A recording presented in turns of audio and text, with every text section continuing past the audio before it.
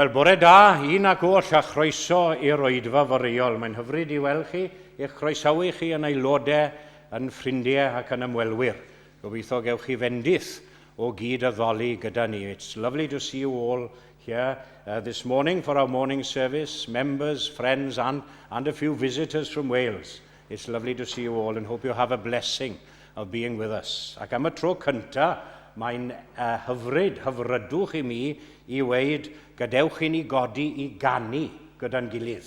I ni ddim wedi cael cyfle i ganu yn ddiweddar, ond fe ganw ni gyda'n gilydd i agor ein hoedfa rhif 76, number 76, and we can sing officially for the first time together. Geiriau cyfarwydd David Jones, mae Duw yn llond pob lle bresennol ym mhob man, a nesaf yw e fe o bawb at enaid gwan. Wrth law o hyd i wrando cri, nesau at ddiw sydd dda i mi. 76.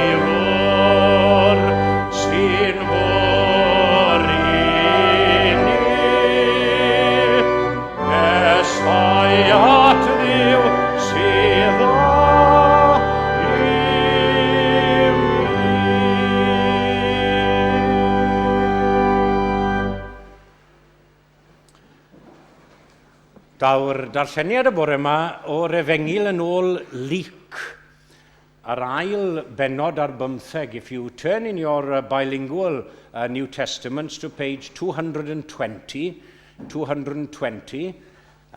you'll see there the 17th chapter of Luke, and we can all follow the reading together on page 220 of your bilingual New Testaments. Luke chapter 17 and verses 1 to 19. Rhai o ddywediadau Iesu ac yna glanhau 10 o wahangleifion. Dywedodd wrth ei ddisgyblion, y mae achosion cwymp yn rhwym o ddod, ond gwair sawl sy'n gyfrifol amdanynt. Byddai'n well iddo fod wedi ei daflu i'r môr a maen melyn yng nghrog am ei wddf, nag iddo fod yn achos cwymp i'r un o'r rhai bychain hyn. Cymerwch ofal, os pechad y gyfaill, cyrraddai ef. Os edif ar ha, maddau iddo. Os pechad erbyn 7 gwaith mewn diwrnod, ac eto troi nôl atat 7 gwaith gan ddweud y mae'n edifar gennyf, maddau iddo. Meddai'r apostolion wrth yr arglwydd, cryfha ein ffydd. Ac meddai'r arglwydd, pe bai gennych ffydd gymaint a hedyn mwstad, fe allech ddweud wrth y forwydden hon, coder dy wreiddiau a fflaner di yn y môr, a byddai'n i fyddhau i chwi. Os oes gan un ohonoch was sy'n aredig neu'n bugeilio, a fydd yn dweud wrtho pan ddaw i mewn o'r ceiau, tir dyma ar unwaith a chymer dy le wrth y bwrdd. Na, yr hyn a ddywed fydd parato swper i mi, torchad y wisg a gweina arnaf, nes i mi orffen bwyta ac yfed, ac wedyn cei yfed a fwyta dy hun. A yw'n diolch i was am gyflawni'r gorchmynion a gafodd? Felly chwythau, pan fyddwch wedi cyflawni'r holl orchmynion a gawsoch, dywedwch, gweision ydym, heb unrhyw deilyngdod, cyflawni ein dyletswydd a wnaethom. Yr oedd ef ar ei ffordd i Jerusalem, a mynd trwy'r wlad rhwng Samaria a Galilea, ac yn mynd i mewn i ryw bentref pan ddaeth 10 o ddynion gwahanglwyfus i gyfarfod ag ef. Safasant bellter oddi wrtho, a chodi ei lleisiau arno, Iesu feistr, trig ar ha wrthym. Gwelodd ef hwy ac meddai wrthynt, ewch eich dangos eich hunain i'r offeiriaid, ac ar ei ffordd yno fe'i glanhawyd hwy. Ac un ohonynt, cofiwch, pan welodd ei fod wedi ei achau, a ddychwelodd gan ogoneddu diw a llais uchel, syrthiodd ar ei wyneb wrth draed Iesu gan ddiolch iddo, a Samariad oedd ef. Atebodd Iesu, oni lanhawyd y 10, ble mae'r 9? A'r estron hwn yn unig a gafwyd i ddychwelyd ac i roi gogoniant i ddiw. Yna meddai wrtho, cod, a dos ar dy hynt, dy ffydd sydd wedi dy iachau di. Ychwanegu diw i fendith at y darllen a'r gwrando hefyd o'i air. Bydd am i ni ganu emyn arall gyda'n gilydd. Y tro hwn rif 683 a 3, 683. Ar yrfa bywyd yn y byd a'i throion enbyd hi, o ddydd i ddydd a ddawodd ef o leini'r nef i ni. Wel, gorfoledded teulu'r ffydd yn llafar iawn ei llef. Cyhoedded pawb o ddydd i ddydd a iachawdwriaeth ef. 683.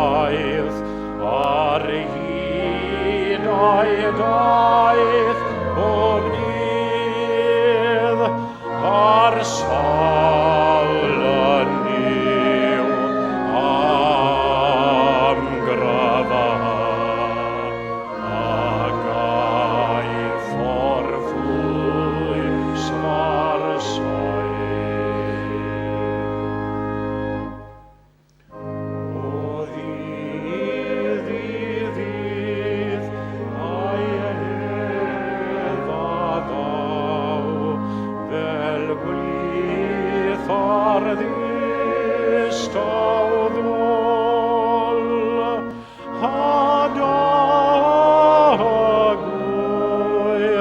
hain alonef, fod gorau'r nef ar ôl. Wel gorfoledded toeli fydd yn llafarion a'i llef, cyhoedded pawb o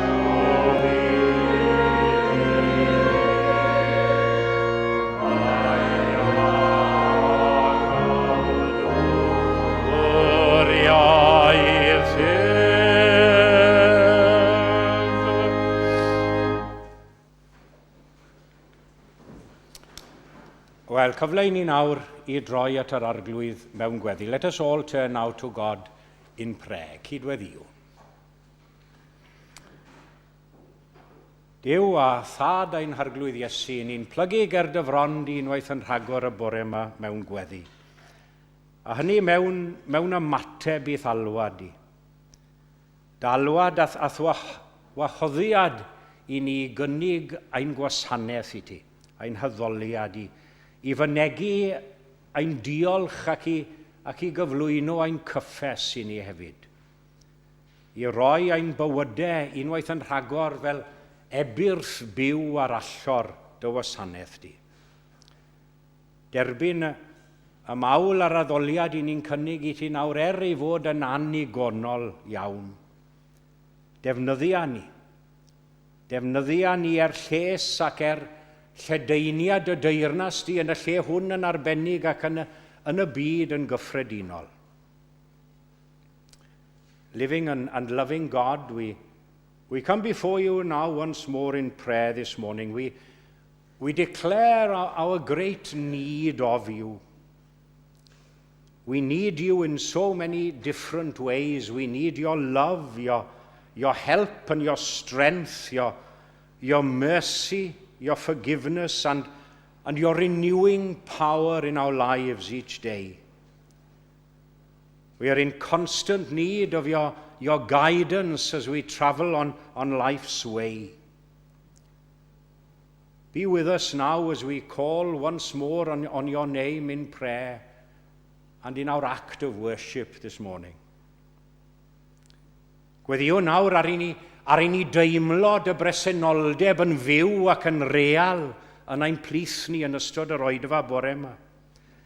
Dyroi ni ymwybyddiaeth nawr ac am deimlad newydd oedd gwmni ath bresenoldeb gyda ni yn cyffwrdd ni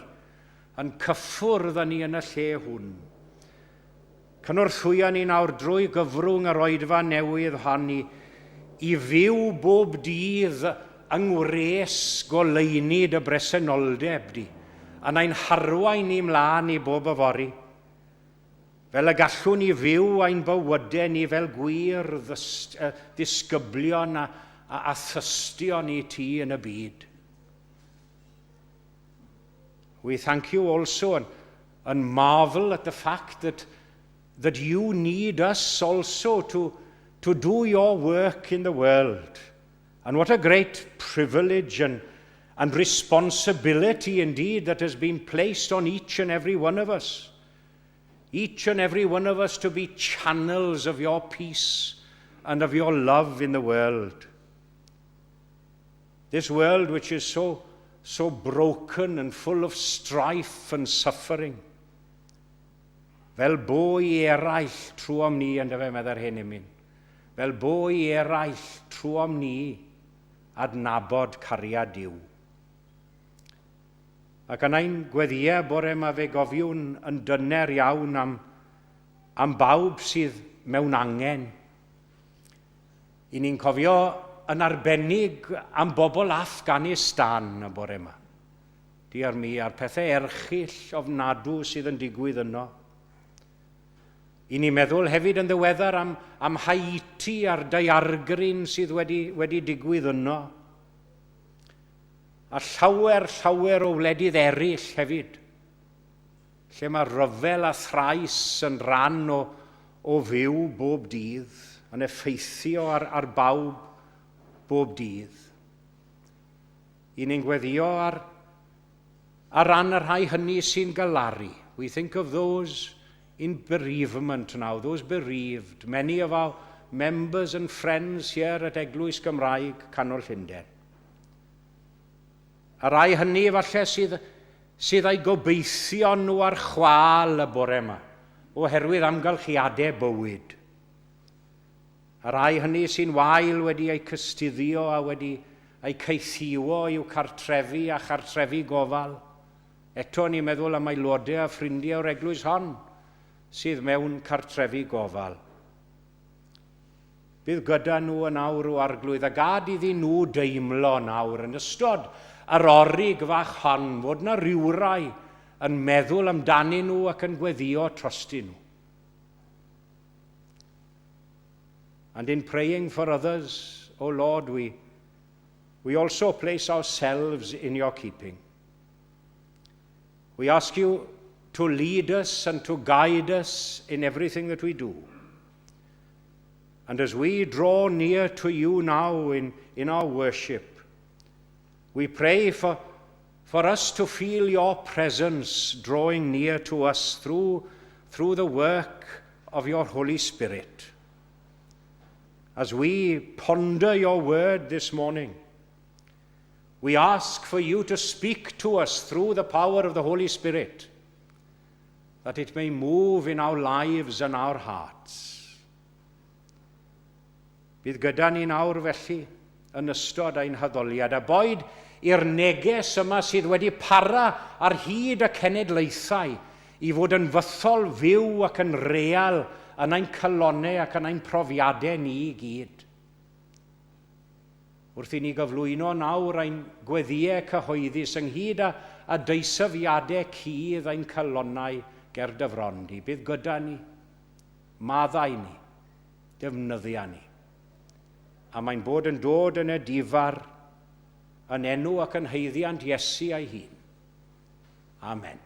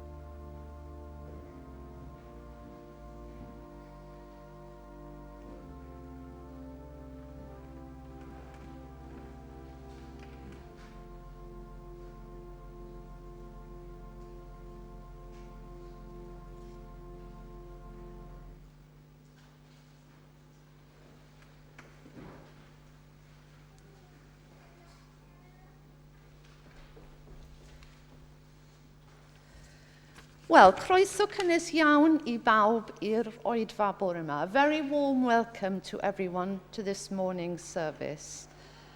Mae'n bleser cael croesawu ein gweinidog yn ôl i'r pwlpid. Gan obeithio ei fod wedi cael cyfle I amlacio ag I amegni o rhywfaint ar ôl I gyfnod hir o ddyletswydd Covidaidd yn yr Eglwys.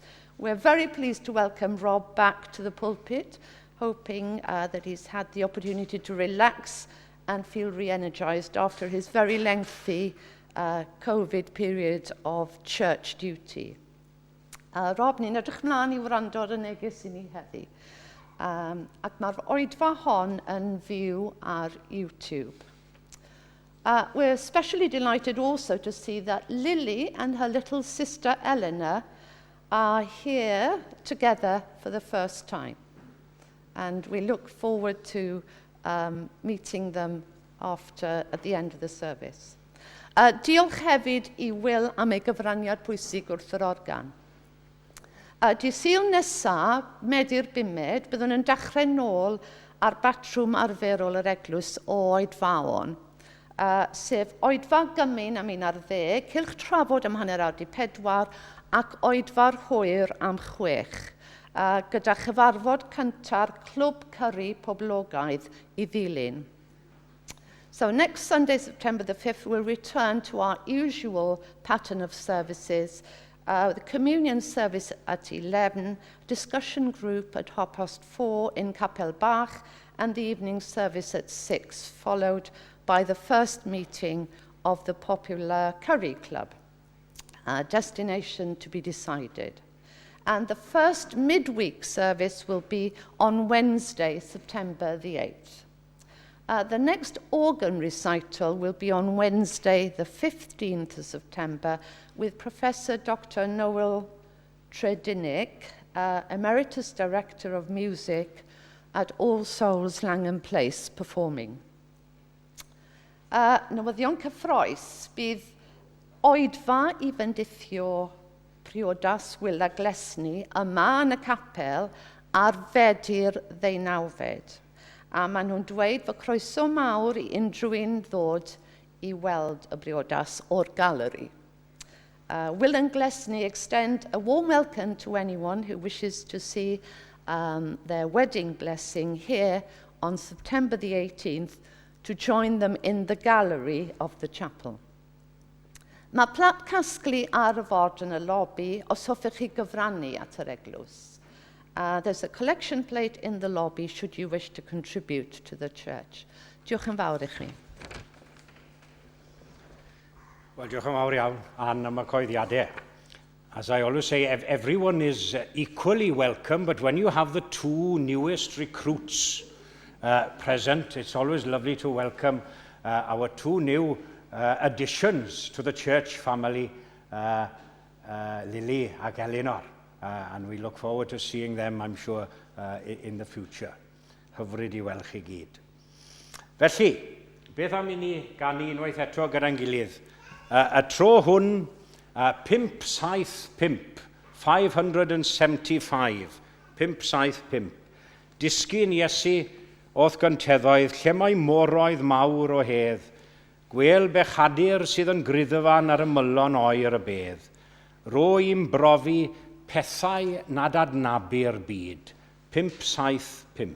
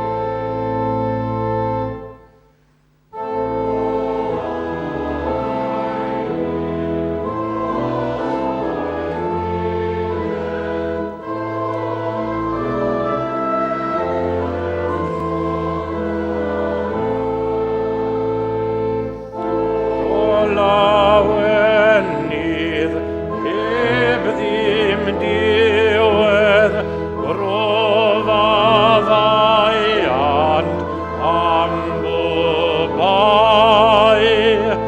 Triged dosbryd, triged dosbryd, triged dosbryd, anai demel gan van ron. Triged dosbryd, triged dosbryd, triged dosbryd, anai demel gan van ron.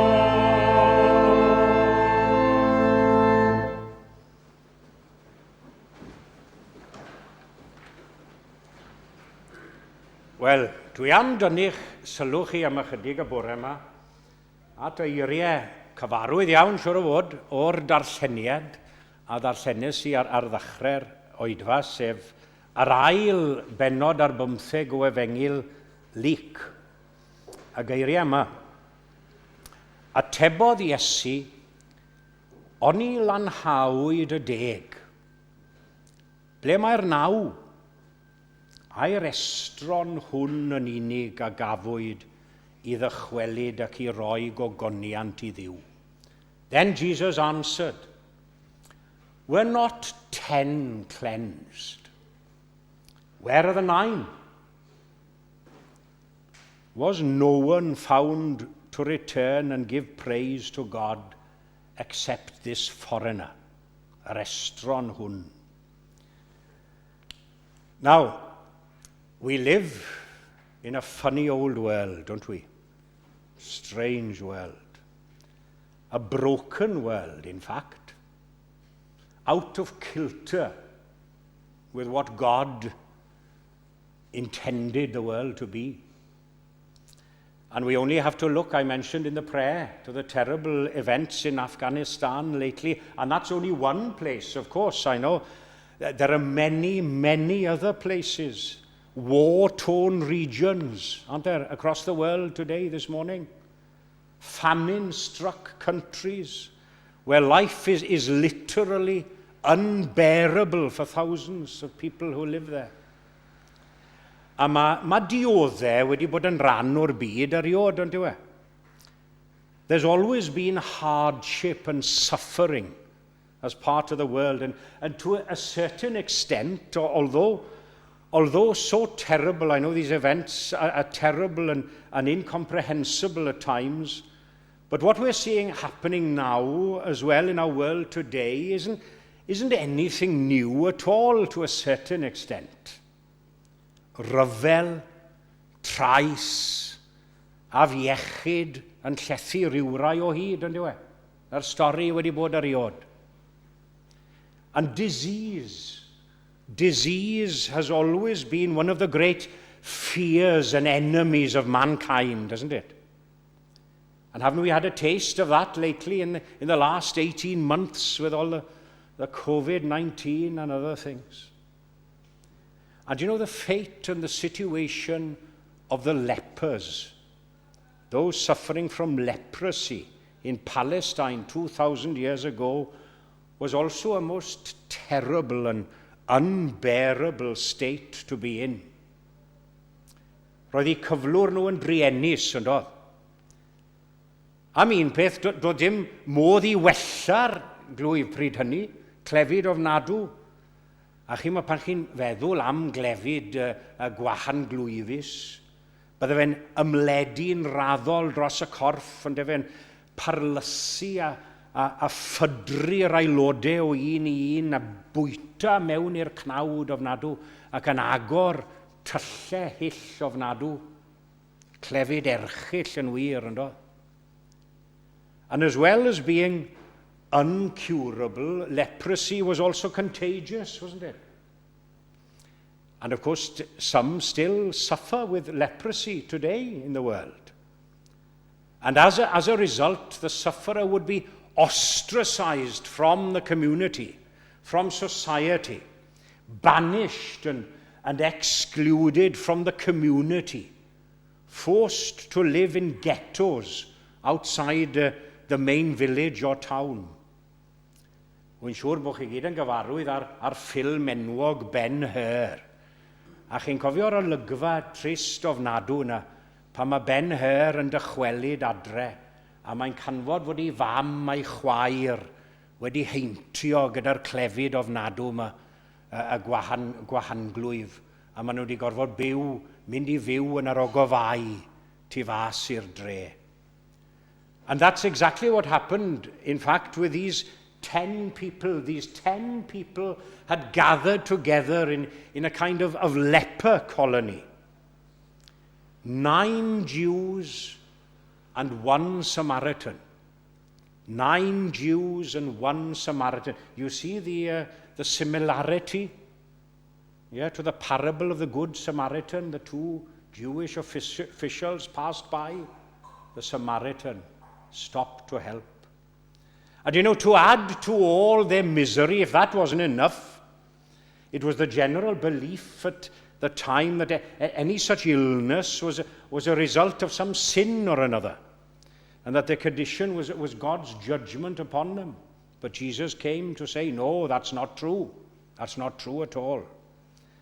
Ac effaith hyn I gyd, wrth gwrs, oedd I ddwysau I ymdeimlad nhw o unigedd. Ddim yn rhan o gymdeithas bellach. Unigedd, unigrwydd a theimlad o anobaith llwyr mewn bywyd.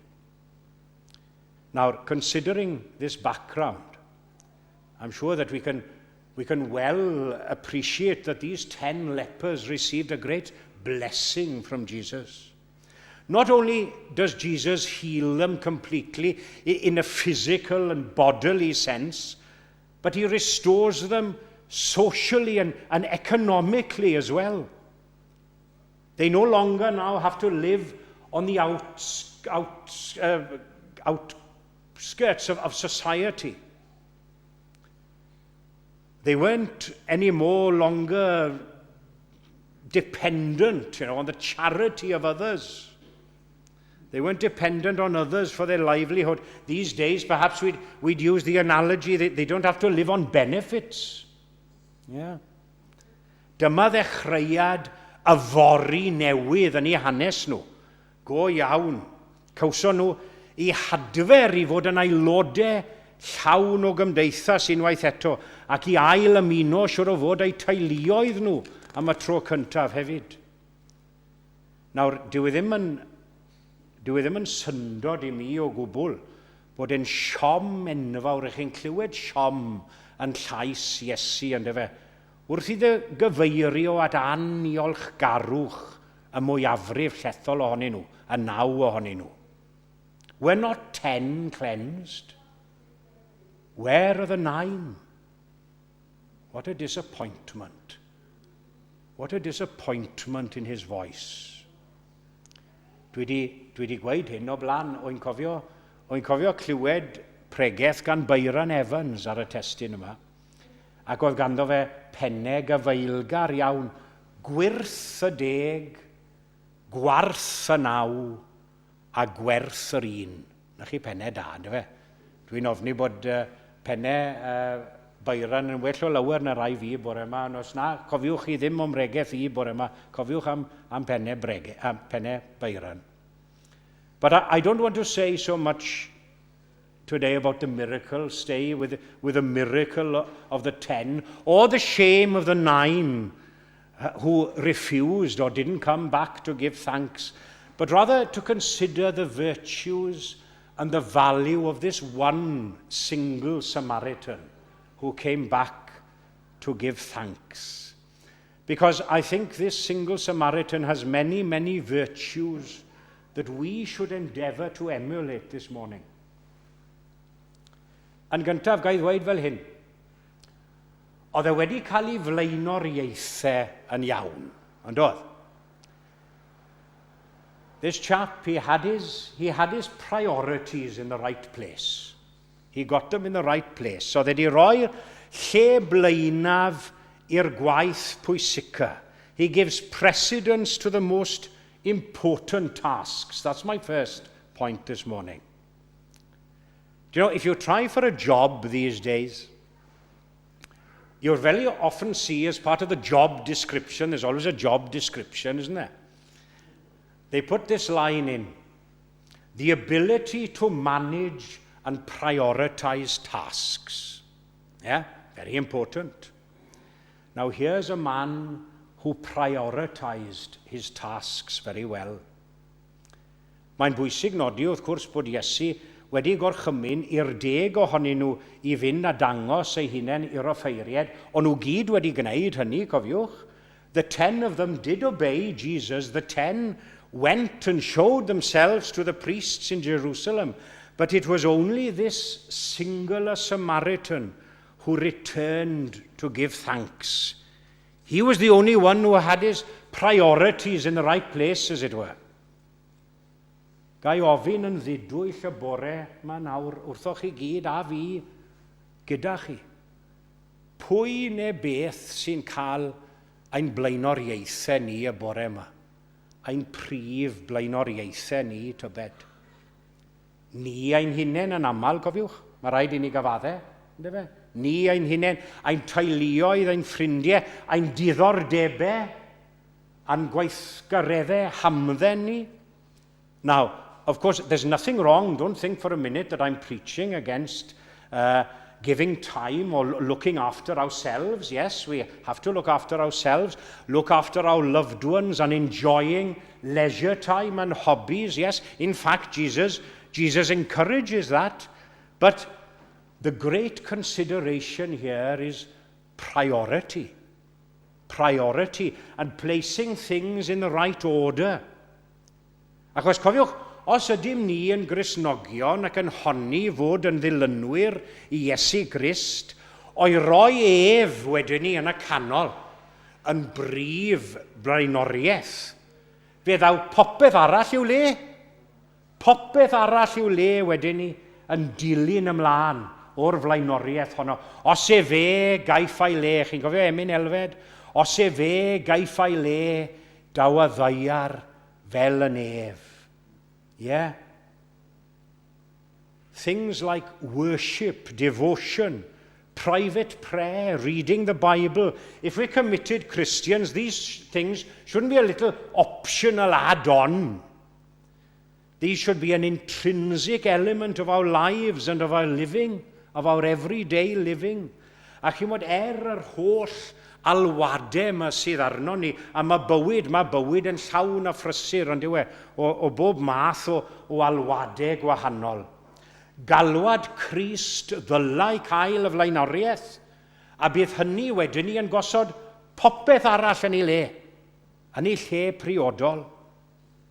And you know, when other situations arise in life, when other voices and other things demand our loyalty and our allegiances, which can happen very often in life, we should always remember to whom we belong,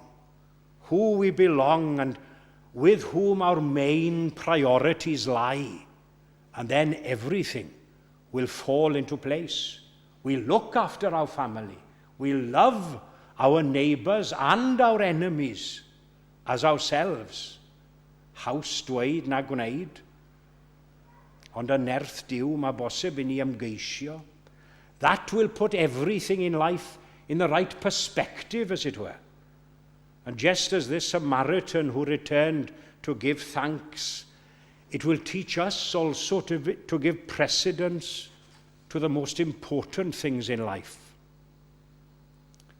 Ac yna'n ail, ragoriaeth neu rinwydd arall oedd yn perthyn i'r Samariad yma, oedd ffaith iddo wrthod I ddilyn y mwyafrif. He also, this single Samaritan, he refused to follow the majority, to go with the crowd, as we say. That's my second point or observation for you this morning. Isn't life very much easier when we follow the crowd? dear me, much easier. Much easier than venturing on a singular path ourselves. A chymod, oedd y Samariad hwn wedi mynnu troi nôl ac ar ei ben ei hun, cofiwch. Dim cwmni, neb arall gyda fe, ar ei ben ei hun I droi nôl I ddweud diolch. And throughout the centuries, when you think of it, some have ventured in the name of Christ, haven't they? And challenged the world and all the popular tendencies and beliefs of the age. Dyma hanes saint yr oesau ond efe hardd lir merthyru gynt fel cyfeirir atyn nhw. Dyma hanes hefyd llawer iawn o Gristnogion di-nod ac anadnabyddus I ni eriod wedi clywed amdanyn nhw. Rhaini oedd wedi sefyll yn gadarn dros y gwir yn eu hoes ac yn eu haenioes nhw o blaid Crist a'i groes. Diolch amdanyn nhw. And what about the great example himself? What about Christ himself? Doesn't he choose that lonely, difficult path himself? Dyma'r un a canodd George Rees amdano fe mewn ffordd mor enaeniedig I ddefnyddio'r gair oedd wedi defnyddio yn ei emyn. O fab y dyn, eneiniog diw fy mrawd, am ceidwad cri, ymlaen y cerddau stan y groes a'r gwawd, beth? Chi'n gwybod y geiriau? Heb neb, da iawn, diolch. Heb neb o'th di, cans llosgi wnaeth dy gariad pyr pob cam, ni allodd angau hun hyd yn oed, ddiffoddi'r fflam. You know, we've never been promised an easy ride in life when we choose to follow Christ. In fact, to the contrary. Nid gofyn am esmwythfyd ar ddirwystir dawel daeth, chwedl J. Towie Jones. You remember Jesus' words in John's Gospel as he talked about walking the lonely path and everyone being scattered, each to his own home. In the world, you will have tribulation. He says that. You can't avoid it. In the world, you will have tribulation. But take heart. I have overcome the world. Ac yn olaf, wedi sôn am y Samariad yma, ei fod e'n rhoi'r lle blaenaf i'r gwaith pwysicaf, a'r ffaith ei fod yn gwrtho dilyn y mwyafrif. Yn drydydd, dwi am awgrymu ei fod wedi gadael esiampl loyw iawn I eraill ac I ni hefyd. He's also left a very shining example to others and to us. That's my third and final observation to you this morning. Now, to be fair to the other 9 and to give them the benefit of the doubt, as we say, they might well have intended to go back and thank Jesus, but not at once. You know, it might well have been on their agenda, as we say. It was on the list. It was on the to-do list, yes, but it wasn't at the top of the list. Doedd geiriau nawr heddiw yn ddi-oed ac ar unwaith, doedd hynny ddim yn ran o'i geirfa nhw o gwbl. Maniana oedd hi yn ei hanes nhw. Chymod? Ie, hyfryd iawn I fod fel na. Dwi fel na weithiau. Yet, you know, the Bible's emphasis is on the here and now. Often. Remember now your Creator. Dyma yn awr yr amser cymeradwy. Dyma yn awr ddydd iachawdwriaeth. And you know, we also always have to respond to the here and now as far as our commitment to Jesus is concerned. What will it be for us? Now? Later? Or even never? Dwi'n cofio gweld weisaid pwlpit un tro, dwi wedi gweud hyn, dwi wedi dyfynnu y geiriau, mae'n aml mewn pregeth. Ond mae werth I nodi eto. A dyna'r geiriau ar y weisaid pwlpit. Mae'r weithred lleiaf yn 100,000 gwell na'r bwriad mwyaf. Na chi dda, ynddo fe? Yeah, the smallest action is 1,000 or 100,000 times greater than the greatest intention. Yeah? Mae'r samariad yma, mae'n cael I ddisgrifio hefyd fel hyn yn y darlleniad. E fe a ddychwelodd gan ogoneddu Duw a llais uchel.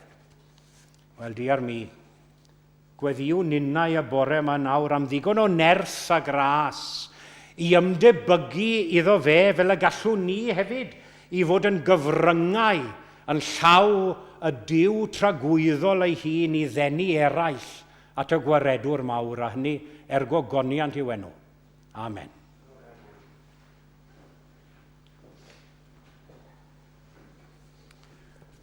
Ac fe ganwn ni gyda'n gilydd geiriau 770, 770.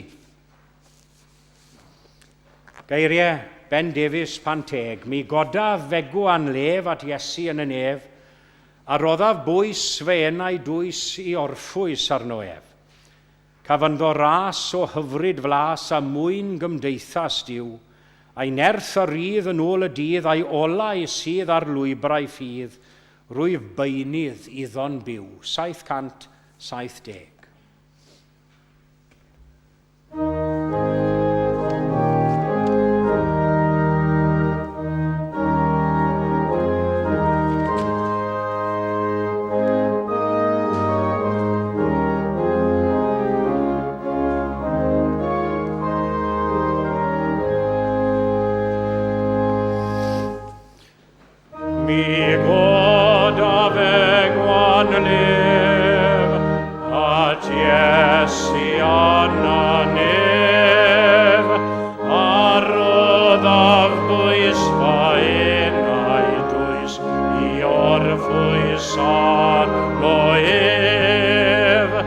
Cafanddo ras o hyfryd flas, a mwyn gymdeithas diw, a'i nerth a rydd yn ôl y dydd, a'i olau sydd ar lwybrau ffydd, rwyf beinydd iddo'n byw.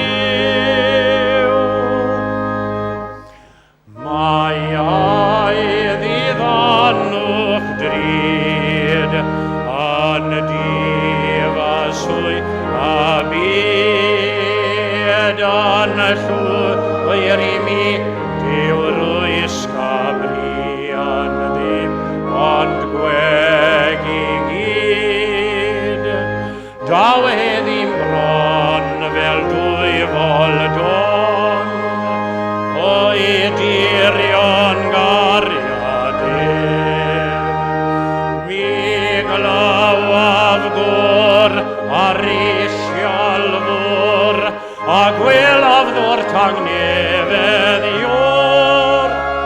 Anna gora, anna nef, daw heddi'n bron fel dwy foldon o'i dirion gariadef. Mi glawaf gwr ar isialfwr a gwelaf ddwr tangnefedd iwr. Anna gor, anna nef.